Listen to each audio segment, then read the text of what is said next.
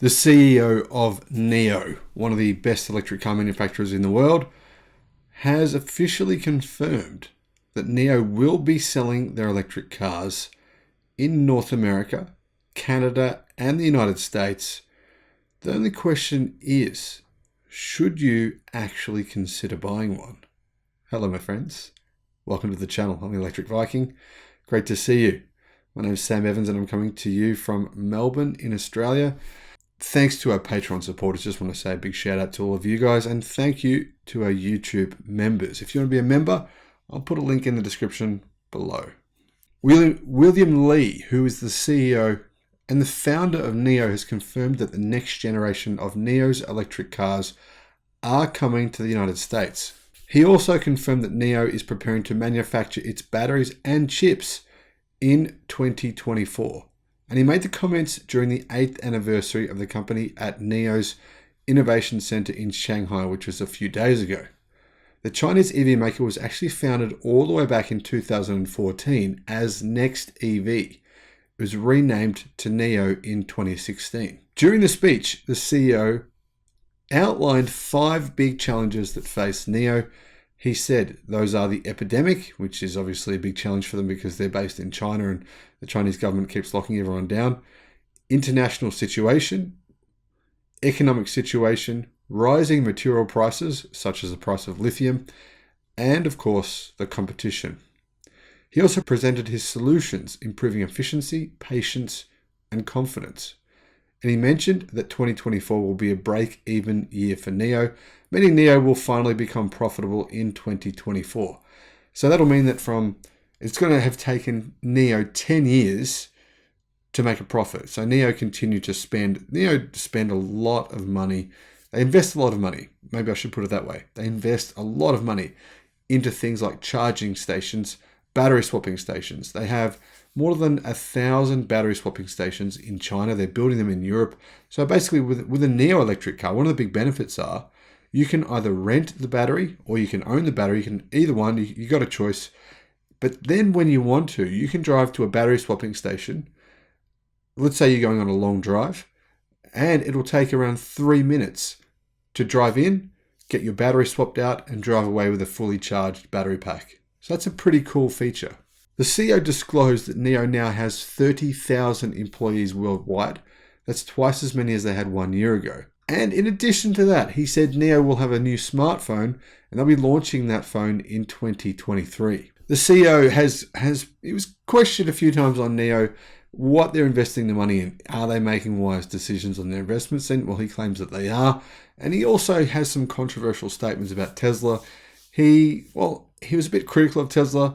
He thinks that they are ripe for disruption. Seriously, coming from NIO, it seems like a strange thing to say considering their electric car sales are pretty minuscule in comparison to Tesla's. You're looking at about 10,000 a month on average, versus Tesla closer to about more than 100,000 a month. In fact, closer to about 140,000 per month. Big difference between the two companies, really, in production. And he pointed out that that's Tesla's advantage: production efficiency, their ability to manufacture cars at a lower cost than NIO. So that's an area where NIO can't actually compete in terms of price. They don't want to compete. They want to price their cars higher. So that's the deal here. You're going to have to pay more for a NIO electric car versus a Tesla in general. But are you getting a better product? Well, depends. Some people think you are. Some people think you aren't. NIO do make impressive electric cars. Do I personally think that they're actually better? No, I don't. Are they positioned in that market, in that more expensive, more luxury market?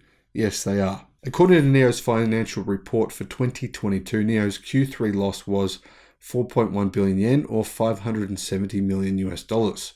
Its R&D investment broke its record, hitting $400 million US, a year-on-year increase of 146%. But remember, NIO don't just invest in R&D for their EVs.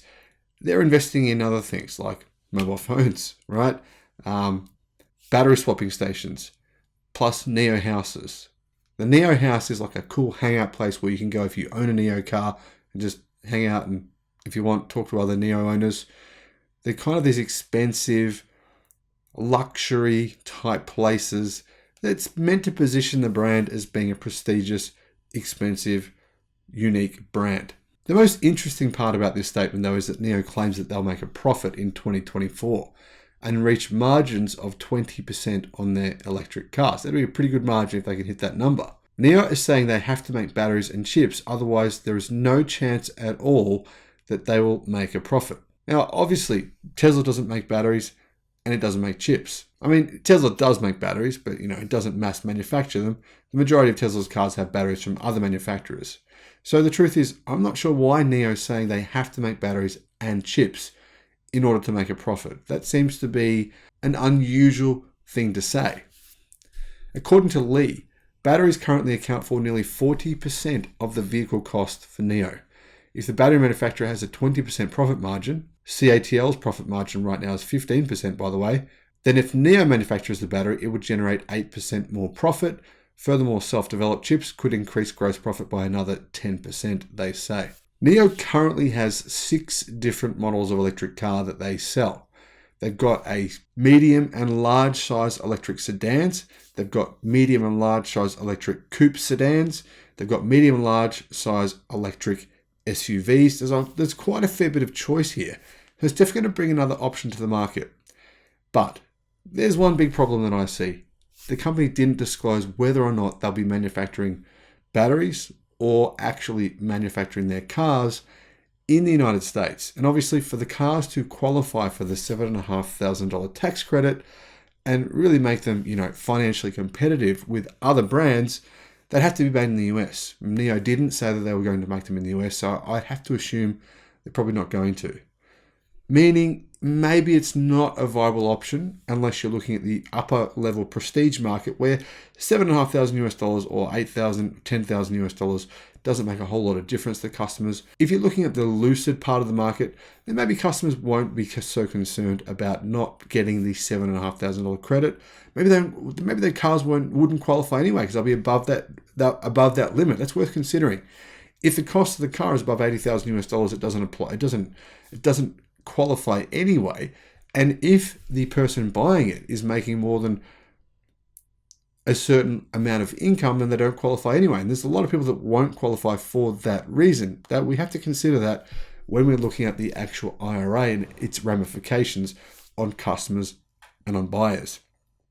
Therefore, I do think NIO could sell in the US for that reason, but in probably smaller numbers, more like the Lucid level numbers, probably a few thousand a month, that type of area. They're not going to make a huge impact, but certainly this will become a global brand. The only question is, will they go bankrupt?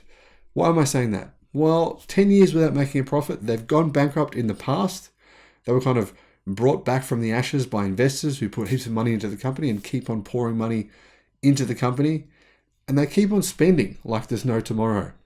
Could be a good thing, could be a bad thing. Let me know your thoughts in the comment section below. Thank you for watching. Bye-bye.